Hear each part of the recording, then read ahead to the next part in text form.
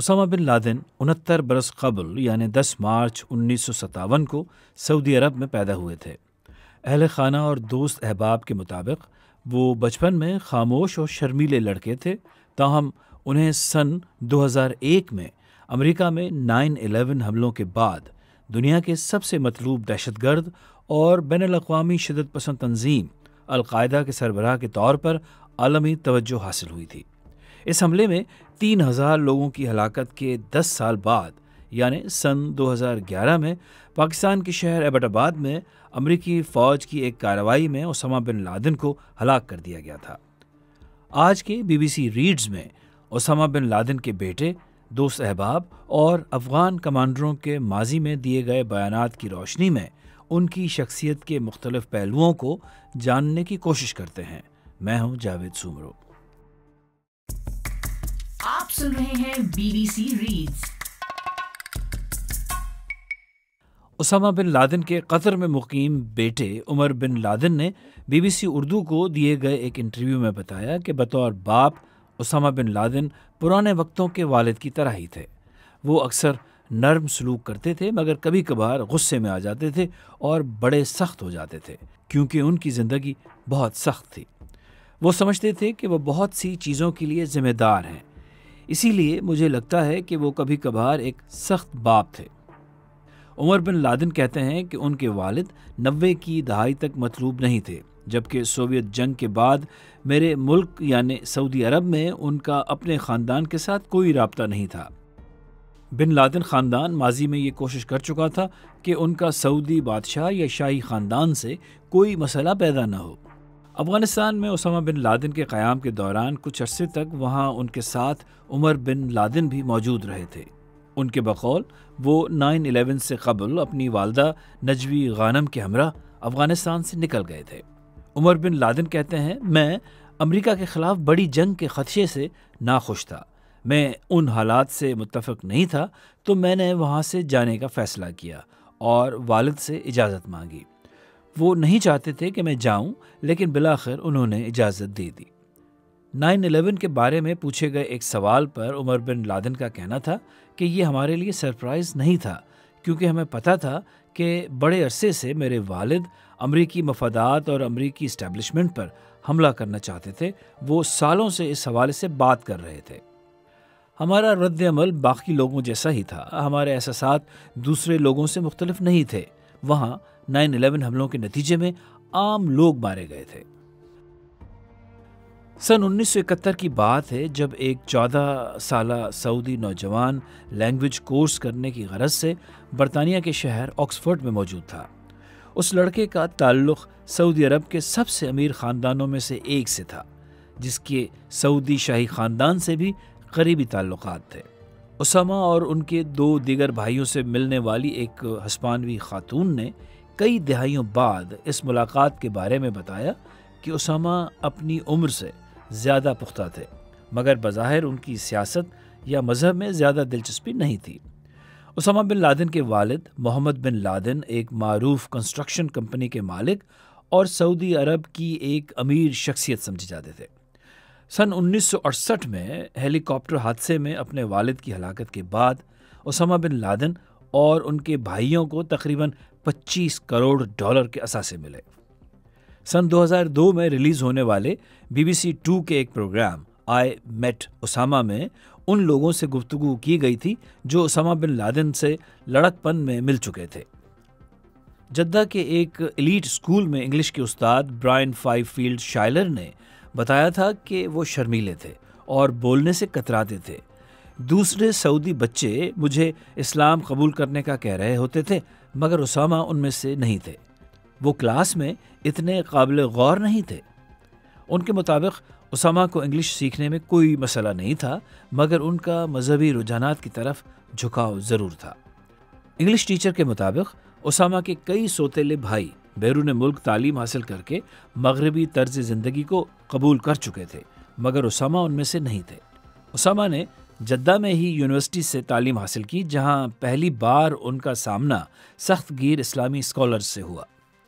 Usama bin Laden King Abdulaziz University میں civil engineering کے طالب علم تھے جہاں ان کی ملاقات شدت پسند اور سخت گیر سمجھے جانے والے طالب علموں اور اساتذہ سے ہوئی، جس سے طالب علمی کے زمانے میں ہی ان کے نظریات میں تبدیلی آنا شروع ہو گئی۔ اسامہ بن لادن کی والدہ آئلہ غنیم سن 2018 میں پہلی بار منظر عام پر آئی تھیں۔ انہوں نے اخبار دی گارڈین کو بتایا تھا کہ جب اسامہ جدہ کی شاہ عبدالعزیز یونیورسٹی میں پڑھ رہے تھے تو انہیں انتہا پسندی کی جانب راغب کیا گیا۔ ان کے مطابق یونیورسٹی میں لوگوں نے اسے بدل دیا، وہ بالکل ایک مختلف انسان بن گئے۔ یونیورسٹی میں جن لوگوں سے اسامہ بن لادن کی ملاقات ہوئی ان میں عبداللہ عزام بھی شامل تھے، جو اخوان المسلمین کے رکن تھے۔ عبداللہ کو ان کی سرگرمیوں کی وجہ سے بعد ازاں سعودی عرب سے نکال دیا گیا، مگر آگے چل کر وہ اسامہ کے روحانی مشیر بن گئے۔ سن 1980 کی دہائی میں Osama bin Laden Soviet Union کے خلاف لڑنے کے لیے افغانستان چلے گئے تھے۔ اسامہ کی والدہ آئلہ غنیم کے مطابق انہوں نے افغانستان میں اپنی ساری دولت لٹائی، جہاں وہ خاندانی کاروبار کا بہانہ کر کے گئے تھے۔ اسامہ بن لادن اپنی ذاتی دولت سے مجاہدین کی فنڈنگ کر رہے تھے، مگر کئی مجاہدین کمانڈرز کو اس کا علم نہیں تھا۔ بی بی سی سلیکٹ کی دستاویزی فلم bin Laden the road to 9/11 میں سابق مجاہدین جنگجو عبداللہ انس بتاتے ہیں کہ اسامہ بن لادن جدہ میں اپنے خاندان کی کنسٹرکشن کمپنی سے کچھ انجینئرز کو بھی افغانستان لائے تھے۔ افغانستان میں ان کے سابق ساتھی اور جنگجو کمانڈر اسام دراز کو بھی یہ جان کر حیرت ہوئی تھی کہ ایک اتنا امیر آدمی کیسے خود کو جنگ میں دھکیل سکتا ہے۔ افغان مجاہدین کمانڈر سید واحد یار بتاتے ہیں کہ 80 کی دہائی کے دوران ہمارے ساتھ 12 عرب شہری شامل ہوئے، جن میں سے ایک کا نام اسامہ تھا۔ ایسا نہیں تھا کہ وہ ہمارے ساتھ کچھ روز تک رہا، بلکہ اس نے ہمارے ساتھ مہینوں گزارے۔ مجھے یاد نہیں مگر 6 سے 8 مہینے تھے۔ وہ وہاں عام جنگجوؤں کے روپ میں رہ رہے تھے۔ ہمیں عربوں کے ساتھ نرم رویہ رکھنا پڑتا تھا۔ انہیں جنون تو بہت تھا لیکن لڑنا نہیں آتا تھا۔ سید واحد یار نے، جن کا تخلص نڈر تھا، بی بی سی کی دستاویزی فلم bin Laden the road to 9/11 میں مزید بتایا کہ ابتدا میں مجاہدین کمانڈر کسی آپریشن کے لیے عرب نوجوانوں کو اپنے ساتھ نہیں لے جانا چاہتے تھے۔ افغانستان میں اپنے قیام کے شروع کے عرصے میں اسامہ بن لادن افغانستان میں بلڈوزر چلا کر جہادی مقاصد کے لیے تعمیراتی کام میں حصہ لیتے تھے۔ وہ یہ کام افغانستان چلے جانے سے پہلے ہی اپنے خاندان کی کنسٹرکشن کمپنی میں سیکھ چکے تھے۔ سابق مجاہدین جنگجو عبداللہ انس کو یاد ہے کہ شمال کی جانب ایک دورے پر انہوں نے دیکھا کہ اسامہ بلڈوزر چلا رہے تھے۔ جب انہوں نے پوچھا، اسامہ آپ یہ کیا کر رہے ہو؟ تو اسامہ نے جواب دیا، ہمیں مجاہدین کے لیے سڑکیں بنانی ہوں گی، ہمیں پہاڑ کے اندر غاروں میں کلینک بنانے ہوں گے۔ افغان مجاہدین کمانڈر سید واحد یار بتاتے ہیں کہ سڑکوں کا نہ ہونا بڑا مسئلہ تھا، کیونکہ مجاہدین کہیں پہنچ نہیں پاتے تھے۔ سید واحد یار کہتے ہیں کہ مجاہدین کو لگتا تھا کہ اسامہ ایک عام جنگجو ہیں، اور ہمیں کبھی نہیں لگا کہ اس سب کا خرچہ اسامہ خود برداشت کر رہے ہیں۔ مگر افغانستان میں کچھ عرصہ گزارنے کے بعد اسامہ نے بندوق چلانے کی تربیت حاصل کی اور لڑنے کے لیے کلاشنکوف اٹھائی۔ سید واحد یار بتاتے ہیں کہ پہلے پہل انہیں ہتھیاروں کے بارے میں کچھ بھی معلوم نہیں تھا کہ کلاشنکوف کیسے استعمال کرتے ہیں یا گولی کیسے چلاتے ہیں، مگر جہاد اور لڑائی کی تربیت حاصل کرنے کے لیے اسامہ نے ہمیں اپنا استاد سمجھا۔ وہ یاد کرتے ہیں کہ اسامہ صرف ہمیں دیکھتے تھے اور آہستہ آہستہ انہوں نے ہتھیار استعمال کرنا سیکھ لیا۔ جب وہ سیکھ گئے تو ہم انہیں لڑائی کے لیے لے جاتے تھے۔ افغان مجاہدین کمانڈر مزید بتاتے ہیں کہ ایک لڑائی کے دوران ہمیں ان کو بتانا پڑا کہ نیچے جھک جاؤ ورنہ گولی لگ جائے گی۔ وہ خود کو سنبھال نہ سکے، وہ ایک شخص سے دوسرے کی طرف بھاگ رہے تھے۔ میں نے غصے میں کہا نیچے بیٹھ جاؤ، اور وہ بیٹھ گئے۔ ان کے بقول اسامہ بن لادن دبلے پتلے اور اونچے قد کے تھے، مگر انہیں گولی لگنے کا کوئی ڈر نہیں تھا۔ سابق جنگجو عبداللہ انس کہتے ہیں کہ وقت گزرنے کے ساتھ اسامہ خیرات دینے والے شخص سے جنگجو میں بدل چکے تھے۔ اسامہ مصری شدت پسند ایمن الظواہری کے پرتشدد نظریات سے متاثر تھے، اور جب القاعدہ نے جہاد کے لیے لشکر بنایا تو اسامہ نے اس میں مرکزی کردار ادا کیا۔ الظواہری القاعدہ کے سربراہ اور اسامہ کے جانشین تھے۔ افغانستان میں سوویت جنگ کے بعد جب بن لادن واپس سعودی عرب گئے تو وہ شہری زندگی سے ناخوش تھے۔ سعودی انٹیلیجنس کے سربراہ شہزادہ ترکی الفیصل یاد کرتے ہیں کہ اسامہ نے ان سے پڑوسی ملک یمن میں تختہ الٹنے کے لیے مجاہدین جنگجوؤں کو استعمال کرنے کا مطالبہ کیا تھا۔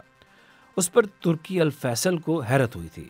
وہ بتاتے ہیں، مجھے اس لمحے یہ احساس ہوا کہ یہ شرمیلا اور کم بولنے والا نوجوان اب بدل چکا ہے۔ سن 1991 میں اسامہ سعودی عرب چھوڑ کر سوڈان چلے گئے۔ وہاں انہوں نے امریکی صحافی اسکاٹ میکلوئڈ کو انٹرویو دیا۔ اسکاٹ میکلوئڈ نے بتایا، وہ کہتے تھے فلاں شہزادہ احمق ہے، فلاں شہزادے نے میری تصحیح کی ہے۔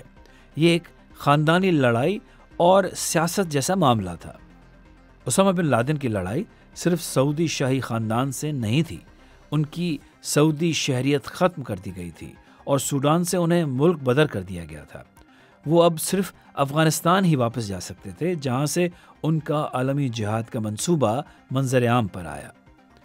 9/11 حملوں سے 4 برس قبل انہوں نے برطانوی صحافی رابرٹ فسک کو بتایا تھا، میں خدا سے دعا مانگتا ہوں کہ ہمیں امریکہ کو اسی کے سائے میں بدلنے کی اجازت دے۔ اسامہ بن لادن کی 2011 کے دوران ایبٹ آباد میں امریکی آپریشن میں ہلاکت کو کئی سال گزرنے کے باوجود ان کے بیٹے عمر بن لادن کے لیے مشکلات کم نہیں ہوئی ہیں۔ وہ کہتے ہیں، اسامہ بن لادن کا بیٹا ہونا بہت مشکل ہے، لوگ آج بھی ہم سے رابطہ کرنے سے ڈرتے ہیں۔ BBC reads. BBC ریڈز کے ذریعے ہماری یہی کوشش ہے کہ BBC اردو کی ویب سائٹ کی وہ سٹوریز جن میں آڈینس کی دلچسپی زیادہ نظر آتی ہے انہیں اور بھی زیادہ لوگوں تک کیوں نہ پہنچایا جائے۔ تو ہم پڑھیں اور آپ سنیے، اور اپنے دوستوں اور ساتھیوں کو بھی سنائیے۔